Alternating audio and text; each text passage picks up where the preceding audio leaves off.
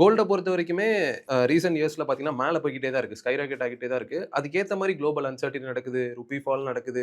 இந்த மாரி விஷயம் எல்லாமே அட்வான்டேஜஸா தான் அதுக்கு ஏத்த மாரி தான் நடக்குது. ஸோ அந்த மாரி டைம்ல கூட கோல்ட நான் வேணான்னு தான் சொல்லுவேன் அப்டின்னா, அது என்ன மாரி இதுன்னு புரியல எனக்கு. இதுக்காக நான் நெறைய திட்டு வாங்கியிருக்கேன். நெறைய பேர் என்ன ட்ரோல் பண்ணியிருக்காங்க. ஓகே. பர்ட்டிகுலர்லி ஷார்ட்ஸ் இந்த கேள்விக்கு மட்டும் போட்டு ஷார்ட்ஸ் போட்டா நான் பயங்கரமா அடி வாங்குவேன். இது காரணம் வந்து 2 விஷயம். ஒண்ணு கோல்டுடைய ரிஸ்க் நீங்க பார்த்தீங்கன்னா, அதாவது ஏறுது குறையுதுலாம் பார்த்தீங்கன்னா, ஈக்விட்டி அளவுக்கு இருக்கும்.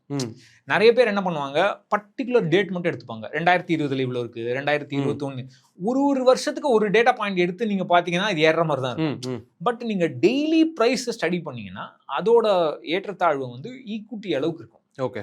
நம்மளுக்கு மெயினா வந்து கோல்டு ஐஎன்ஆர் ருப்பிக்கும் யூஎஸ்டிக்கும் உள்ள டிஃபரன்ஸ் தான் நம்மளுடைய மெயின் டிரைவர் ஆஃப் ரிட்டர்ன்ஸ். 1990ஸ்ல 2000ஸ்லாம் பார்த்தீங்கன்னா கோல்டு யூஎஸ்டி வந்து கீழே போயிட்டே இருந்தது. ஓகே. அப்போ நமக்கு ரிட்டர்ன் பாசிட்டிவா இருந்தது கோல்டு ஐஎன்ஆர்ல, பிகாஸ் நம்மளுடைய கரன்சி வீக்கா இருந்தது. ஸோ கரன்சி வந்து நமக்கு ஒரு பெரிய factor for gold returns. Okay.